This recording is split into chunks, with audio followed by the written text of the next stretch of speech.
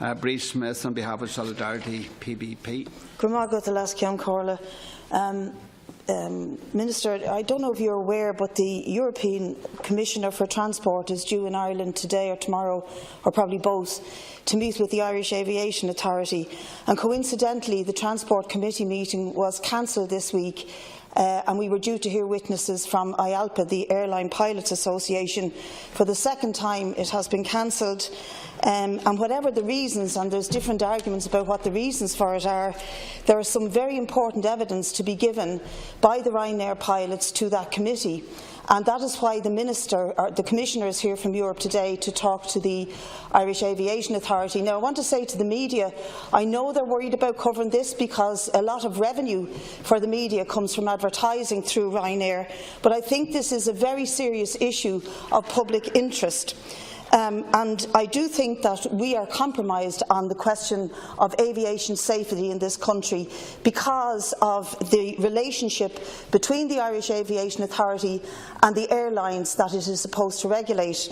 So I want to ask you, Minister, given that there were recently 700,000 passengers disrupted due to the cancellation of Ryanair flights and the sort of light that was thrown on the activities of the airline in relation to pilots, in relation to health and safety, in relation to irregularity of working hours and conditions of pilots, do you think that it is important that the pilots address the Transport Committee and that the outcome of whatever the discussions the Commissioner has today with the Irish Aviation Authority are made public to this House? Because, Minister, I have very serious concerns about public interest here.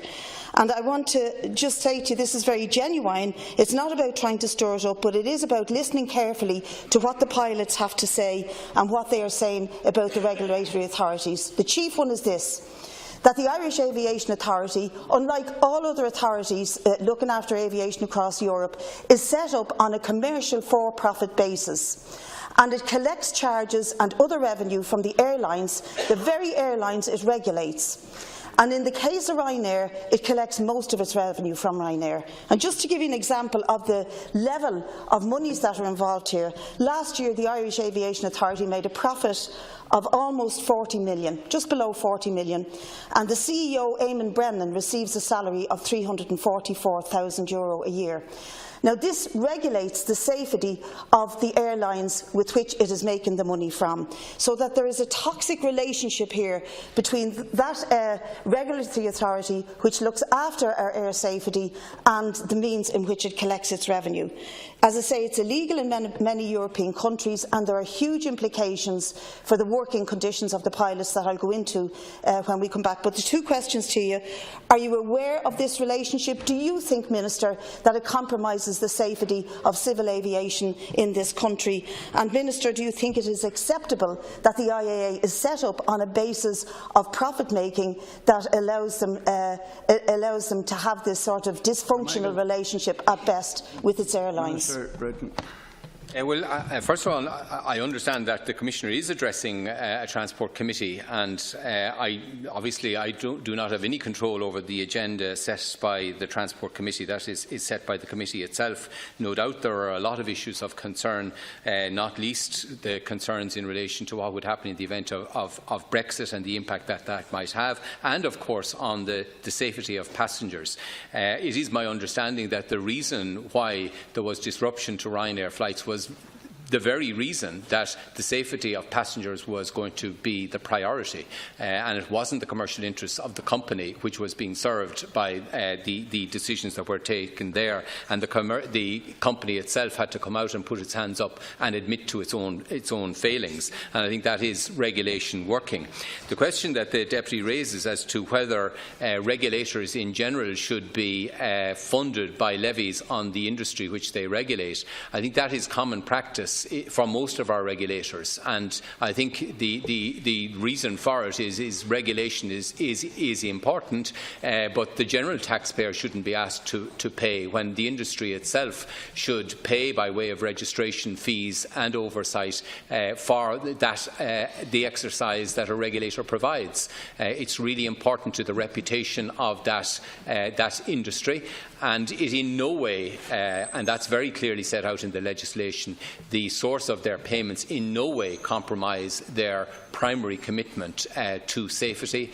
They are accountable to this House and to others in relation to how they execute their mandate and can at any stage be called to account. But the use of levies, whether it be in banking or in other regulated entities paying for the cost of regulation, is quite a common practice across all jurisdictions, and we have used it in most of our regulator activities, and it has never been shown to compromise in any way the exercise of the statutory obligations of these authorities. Deputy Smith, there's 1 minute. I do have to dispute that this is common practice, because Ireland is the only aviation authority in Europe that uses this model, and it is possible to separate the authorities that collect revenue from the airlines through the taxation system, for example, and the authority that regulates how the airlines operate. And you see, this goes to a bigger issue. When you say that the safety of passengers was at the heart of the cancellations, that is not the case. Pilots are exiting Ryanair in their hundreds because there's a shortage of them globally, and because the structures that Ryanair uses to establish the employment of pilots is illegal elsewhere in Europe. It is highly irregular, and it has been investigated by 2 revenue groups in Britain and in Germany. The governments in Britain and Germany are investigating pilots who live there for tax fraud. Now imagine the stress that that puts on the pilots. There's a complex reason why that happens, because the pilots are forced to be self-employed, and their work is then traded between various different companies. Those companies are being investigated, the pilots are being investigated, and the pilots are also being pressurised to cut down on their usage of fuel through the use of tables, which the Minister for Transport has, and which was denied that he ever discussed it with the Irish Aviation Authority. There is a bag of worms here. It is a dirty game. Somebody is keeping quiet about a lot of injustices, and there's a lot of money being made. And what you say is not true. This is highly irregular. Minister Britton. I think if the Deputy at any stage wants to bring forward to the Minister of Transport or raise questions in relation to legal changes, it's open to her. But we do have robust labour law available in this country to protect workers. We do have very robust aviation authorities to protect the safety of passengers. I have seen no evidence of failing on part of those authorities. And if there are failings that the Deputy wants to bring to the attention, the Deputy and her party can cross-examine these authorities in committee, where they will be open and account for their fulfilment of their statutory mandate. And that's the accountability that is part of what we do. Part of our business here is to hold these authorities to account. Not I. You have the same right and opportunity as everyone else to call in these authorities and hold them to account and put the points and let them answer for them. And I think I think it is a robust system of accountability which you should use. We'll move on to promise.